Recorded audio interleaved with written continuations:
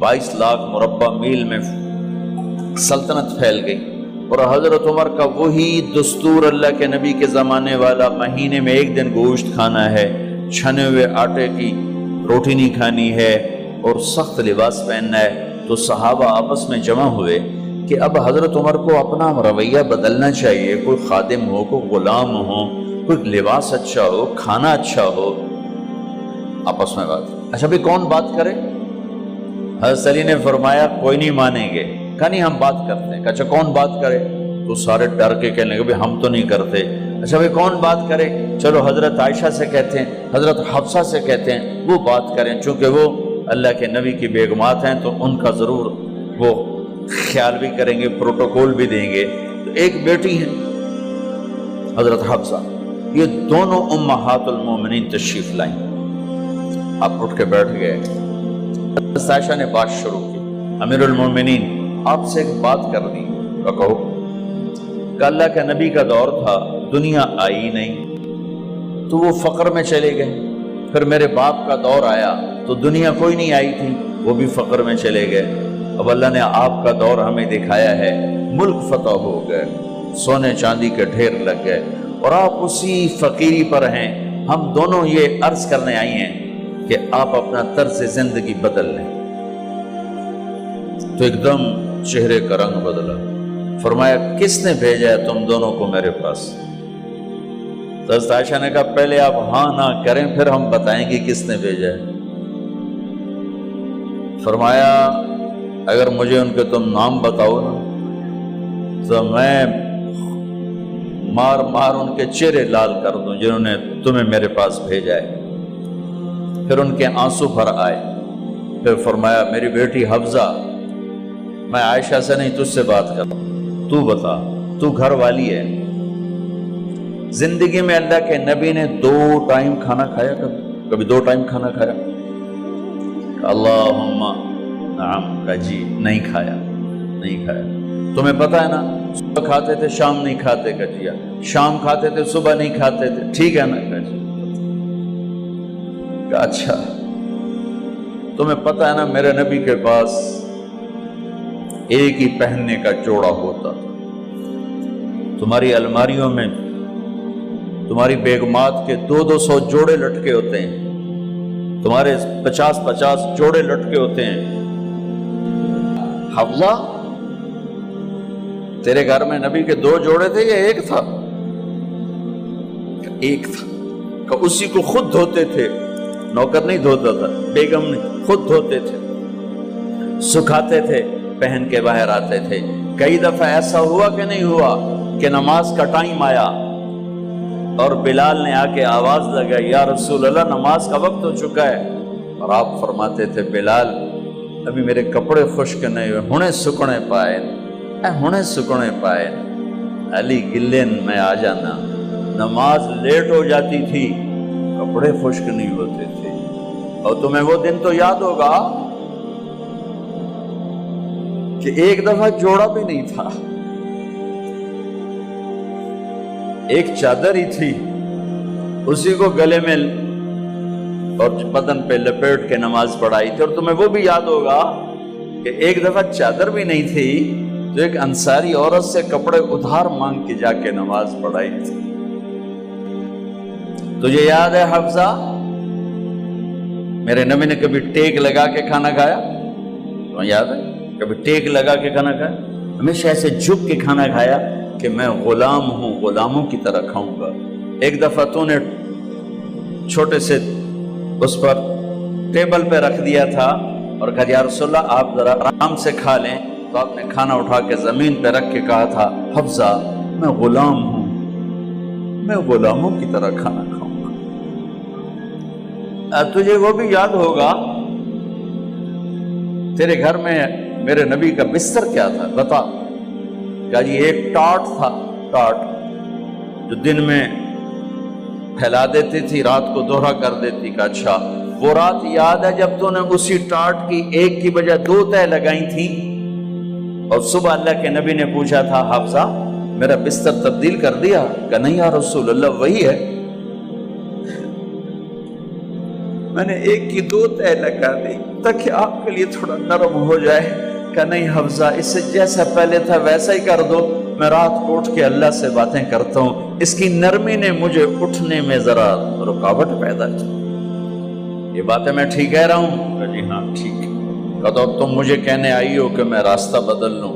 حفظہ، جنہوں نے تمہیں بھیجا ہے، عائشہ جنہوں نے تمہیں بھیجا ہے، انہیں بتاؤ 3 دوست تھے، 3 مسافر تھے، ایک ان کی ڈگر تھی، اس پر ایک چلا اور چلتے چلتے چلتے اپنی منزل پہ پہنچا اللہ کے محبوب، پھر دوسرا چلا اور اسی ڈگر پہ چلا اور چلتے چلتے اپنی منزل پر پہنچا ابو بکر صدیق۔ اب تیسرا چل رہا ہے، اگر انہیں کی راہ پہ چلے گا تو ان تک پہنچے گا، ادھر ادھر ہو گیا بھول بھٹک جائے گا۔ انہیں جا کے بتا دو کہ جس راہ پر میرے دونوں ساتھی چلے میں اسی پہ چلتا رہوں یہاں تک کہ میرا اللہ مجھے میرے ساتھیوں سے ملا دے۔ اللہ نے کیسے ملایا؟ نماز میں خنجر لگا، نماز فجر کی نماز پڑھا تھا، اب ایک دم گرے، وہ چھپا ہوا تھا ابو لولو مجوسی، اس نے 7 وار کیے خنجر کے پیٹ میں، تو اب گرے تو پہلی صف والوں کو تو پتہ تھا، پیچھے نہیں، تو عبد الرحمن بن عوف لپک کے آگے مصلی پہ کھڑے ہو کے نماز شروع کر دی، اور چند آدمی اس کو پکڑنے کے لیے بھاگے، پھر اس نے آگے جا کے اپنے آپ کو خنجر مار کے اس نے خودکشی کر لی، اٹھا کر مکان پر لے گئے، دودھ پلایا گیا تو وہ آنتوں سے باہر نکل گیا، کہنے لگے موت کا پیغام آ گیا ہے۔ تو اپنے بیٹے کو بلایا کہ بیٹا جا کر اماں جان عائشہ سے کہو کہ عمر، امیر المومنین نہ کہنا، اب میں امیر المومنین نہیں ہوں، کہنا کہ عمر بن خطاب اپنے دونوں ساتھیوں کے ساتھ قبر کی جگہ چاہتا، اگر مجھے اجازت مل جائے تو مجھے وہاں دفن کرنا، اگر اجازت نہ ملے تو مجھے عام قبرستان میں دفن کر دیں۔ عبداللہ بن عمر تشریف لے گئے تو اماں عائشہ بیٹھی رو رہی تھی کہ اماں جان میرا باپ عمر بن خطاب اجازت چاہتا ہے قبر کی اپنے دونوں ساتھیوں کے ساتھ۔ تو حضرت عائشہ رضی اللہ تعالیٰ عنہ رونے لگی، پہلے بھی رو رہی تھی، کہا عبداللہ یہ جگہ تو میں نے اپنے لیے رکھی ہوئی تھی کہ میں اپنے خامند اور باپ کے ساتھ میں بھی ایک کونے میں سو جاؤں گی، لیکن اگر عمر کی خواہش ہے تو اس جگہ کا عمر مجھ سے زیادہ حقدار۔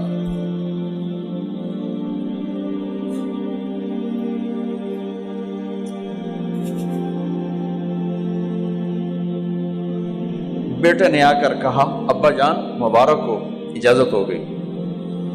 کہا بیٹا ہو گئی، لیکن جب میری میت اٹھاؤ تو دروازے پر جا کر رکھنا اور ایک دفعہ دوبارہ پوچھنا، ہو سکتا ہے میرے شرم میں اجازت دی ہو اور میرے مرنے کے بعد انکار فرما دیں، تو ایک دفعہ دوبارہ پوچھنا، اس وقت بھی اجازت ملے تو پھر لے جانا ورنہ واپس لے جانا۔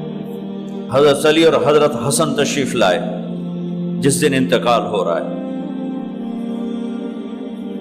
تو گھبراہٹ دیکھی،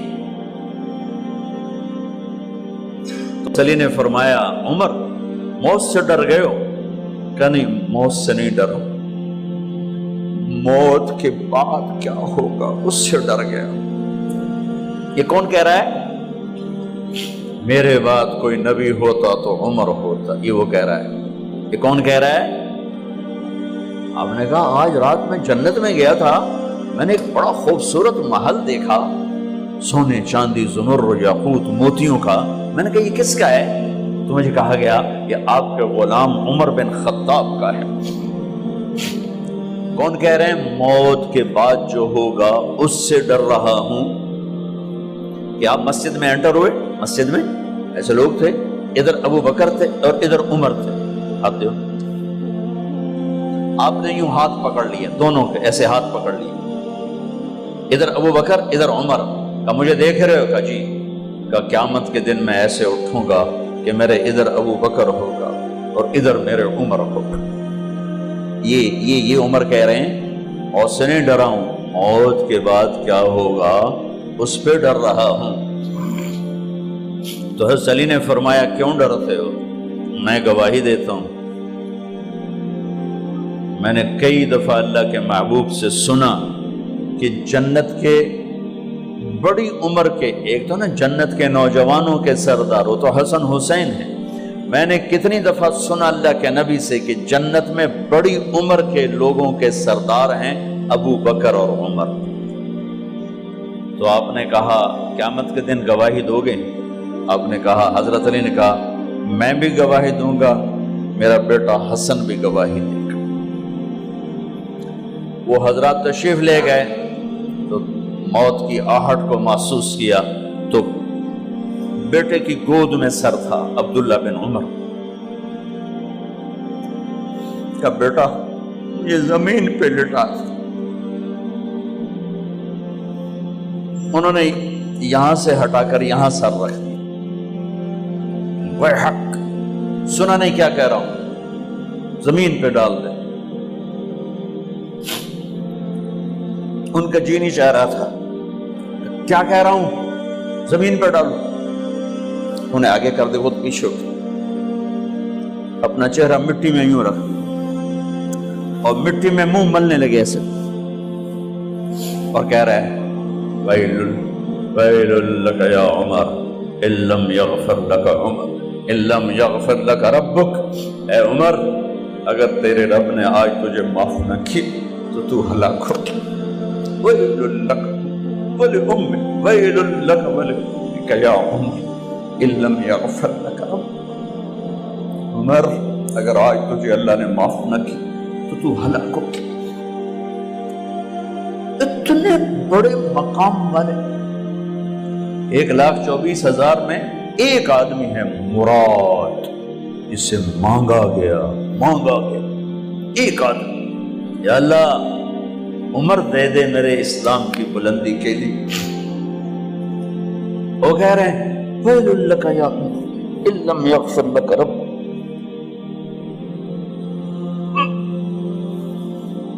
اے عمر تو برباد ہو گیا اگر تیرے رب نے تجھے معاف نہ کی۔